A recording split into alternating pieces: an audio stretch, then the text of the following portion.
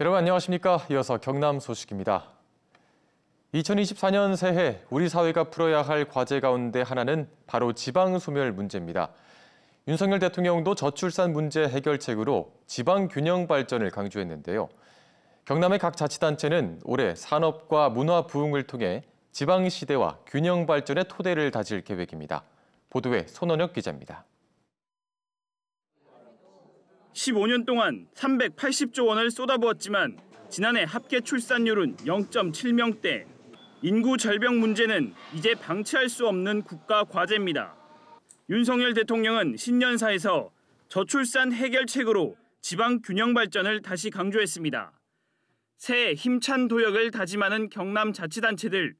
경제와 성장은 지방 시대에 빠질 수 없는 화두입니다. 창원시는 새해 첫 일정으로 제2국가산업단지 예정지를 찾아 미래 50년을 준비하는 혁신성장으로 전환을 다짐했습니다. 옛날처럼 땅 대밀고 전기 넣고 이런 게 산단이 아닙니다. 지금은요. 이런 최첨단의 어떤 시설과 또 거기에 대한 연구원들이 들어와야 되거든요. 올해 김해 방문의 해와 전국체전 등 굵직한 행사가 예정된 김해시는 문화적 도시 경영에 주목했습니다. 김해시는 지역의 가치를 재발견하고 지역에 대한 인식 전환으로 시민 행복에 다가갈 것을 다짐합니다. 자부심은 자기 자신에 대한 정당한 사랑입니다. 올해는 김해에 대한 정당한 사랑을 꼭 회복하는 한 해가 되었으면 좋겠습니다. 통영과 함께 대한민국 문화도시 후보지에 뽑힌 진주시는 우주항공산업 육성과 시민 삶의 질을 높여 균형 발전 토대를 만들겠다고 강조했습니다. 쾌적하고 살기 좋은 생활 환경과 아이 키우기 좋은 여건 조성에도 만전을 기해야 합니다. 수도권 일극체제 폐해가 지방의 성장 잠재력을 훼손하고 국가의 미래마저 흔드는 상황. KBS는 2024년 새해 우리 사회가 풀어야 할 지방 소멸의 해법은 무엇인지 시청자들과 고민을 이어갈 계획입니다. KBS 뉴스 손원혁입니다. 2024년 새해 경남 도민들이 바라는 경남 도정은 어떤 모습일까요? 도민들은 미래 세대의 주역인 청년들이 경남을 떠나지 않도록 창업과 소상공인에 대한 맞춤형 지원과 함께 기존 제조업 중심인 경남 경제의 한계 극복 등을 원했습니다. 송현준 기자가 보도합니다. 새해 경남 도정은 도민들의 솔직한 목소리를 듣는 것으로 시작했습니다. 우선 경남을 빠져나가는 청년들을 붙잡기 위한 다양한 건의가 이어졌습니다. 창업 관련 청년 정책 예산을 중앙정부에서 말고 지방자치단체에서 이관해서 운영토록 할 수 있는 그런 지원 사업을 많이 만들어주셨으면. 기계와 조선 등 전통 제조업 위주인 경남 경제의 한계 극복도 필요하다는 의견이 나왔습니다. 어려움에 처한 지역 자영업자들을 위해 공공배달 앱에 다양한 지역 상품을 포함하자는 방안도 제시됐습니다. 커피나 음식이 아니더라도 충분히 공공배달앱에서 판매할 만한 상품, 소비자들이 배달로서 필요로 하는 상품은 충분히 많다고 생각합니다. 또 전통 제조업에 비해 지원이 부족한 창업 기업을 위해 지속적인 지원이 필요하다는 목소리도 빠지지 않았습니다.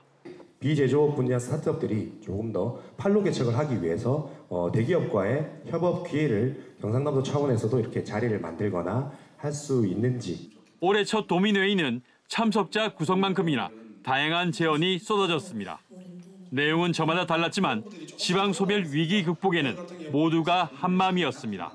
창업을 활성화시키는 것은 일석이조입니다.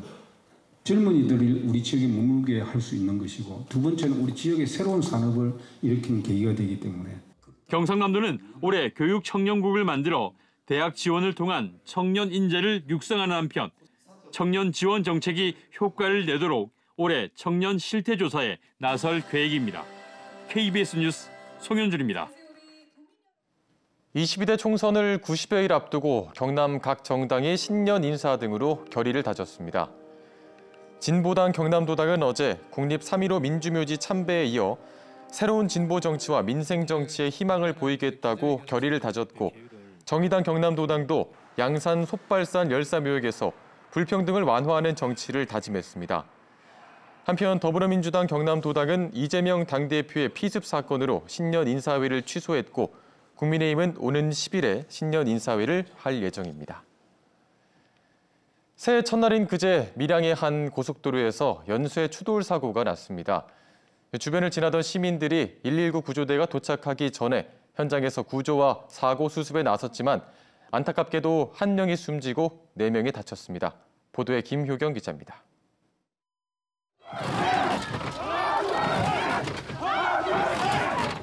어둠이 깔린 고속도로. 사고 차량을 둘러싼 시민들이 안간 힘을 씁니다. 차 안에 있는 교통사고 피해자를 구조하기 위해서입니다.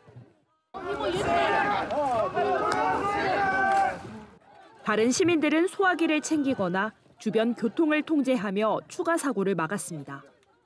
뒤에 아이가 있다 그래서 일단은 어찌됐든 빼내고 봐야 되니까 네, 차량 먼저 통제하고 바로 뛰어들었던 것 같습니다. 사고가 난 것은 새해 첫날인 그제 오후 5시 40분쯤입니다. 경남 밀양시 함양-울산고속도로 산해 2터널 출구 200여 미터 지점입니다.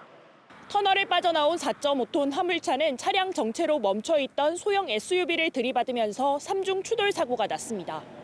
사고 현장을 지나던 시민들이 가던 길을 멈추고 부상자 구조에 힘을 모았지만 안타깝게도 소형 SUV에 타고 있던 10대 초등학생이 숨지고 운전자인 40대 어머니와 10대 딸 등 4명은 병원으로 옮겨졌습니다. 충북에 사는 이들은 새해를 맞아 해돋이를 보고 집으로 돌아가던 길이었던 것으로 알려졌습니다. 경찰은 20대인 4.5톤 화물차 운전자가 졸음운전을 하다 사고를 낸 것으로 보고 차량 운행 정보 등을 토대로 정확한 사고 원인을 조사하고 있습니다. KBS 뉴스 김효경입니다. 오늘은 오전까지 곳곳으로 비나 눈 소식이 있습니다. 현재 레이더 영상 살펴보시면 기압골의 전면에서 형성된 구름대가 우리 지역을 지나고 있는데요. 이 구름대의 영향으로 오전까지 5mm 미만의 비가 내리겠고 높은 산지 등 곳에 따라 눈으로 내리는 곳이 있겠습니다. 현재 합천과 함양에 많은 눈이 예상돼 대설주의보가 내려져 있는데요.